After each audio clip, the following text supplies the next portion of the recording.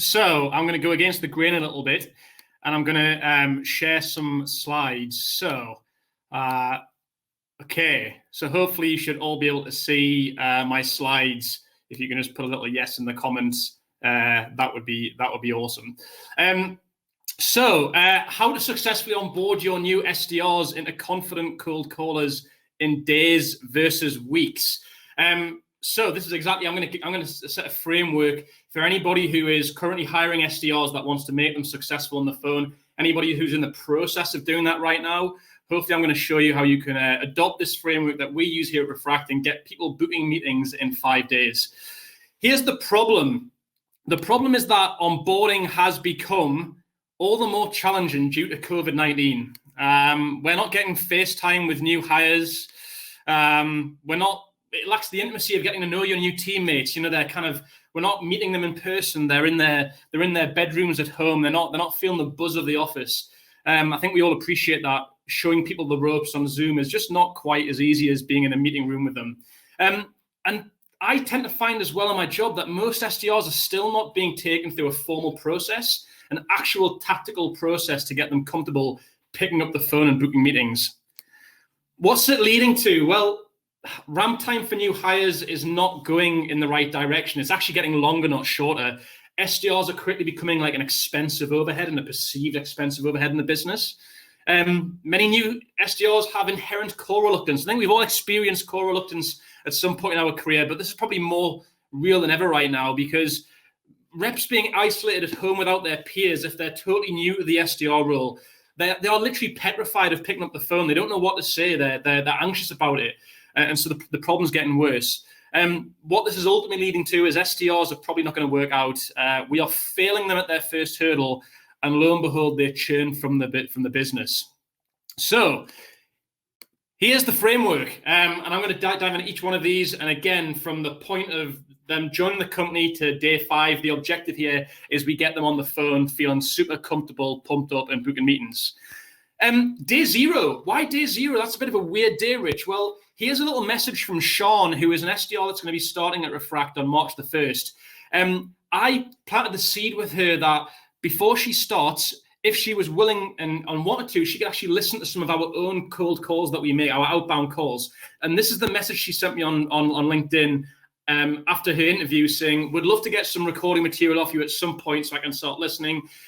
She wants to listen and immerse herself in what those calls sound like before she even walks in the door. So I've literally given her access to our call library, which is full of just great conversations, great example calls that really kind of showcase some of the good, the bad, and the ugly. And that before she's even walked in the door, she actually knows what our call structure is. She can hear the kinds of objections that she's going to get on the phone. She starts to become aware of what this role is all about at the end of the day. So, and I think another aspect of that is that it shows that young SDRs are quite embracing and quite keen to start to dig into, immerse themselves in things like that before they've actually been start to be paid.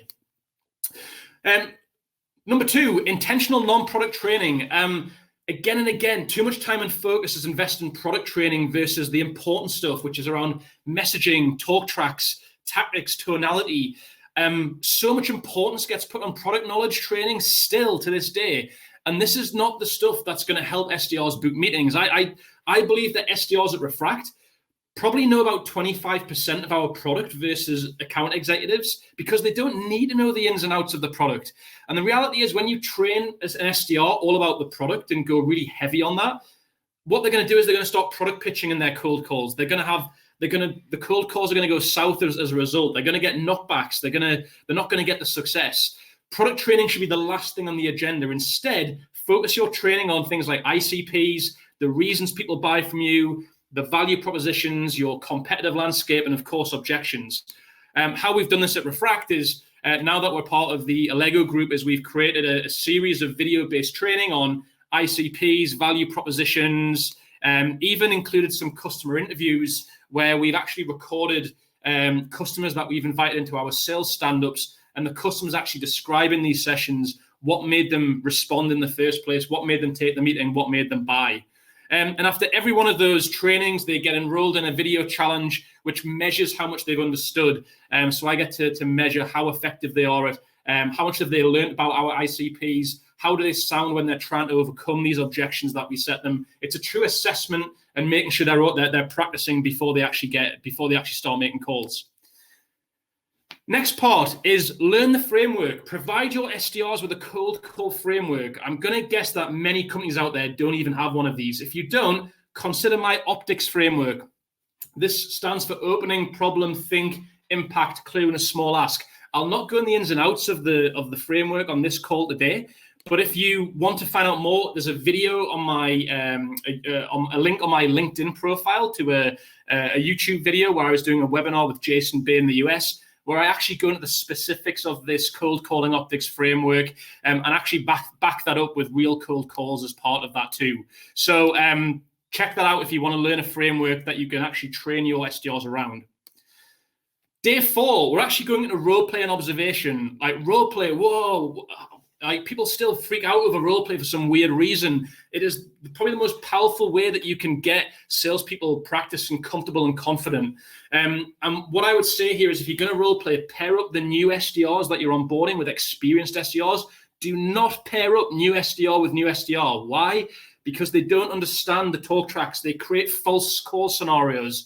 They don't know what they don't know just yet. So pair them up with an experienced SDR. And you as the manager, act as the observer. If you do this on Zoom, you can just watch the role play out, and you can be there to give feedback as the role players are finishing. Another idea is to use real recorded cold calls that have taken place in the team maybe very recently, so that you can actually use those as the scenarios. You can use the objections that the customers give. It makes the role plays far more realistic. Ultimately, role play practice creates muscle memory creates consistency.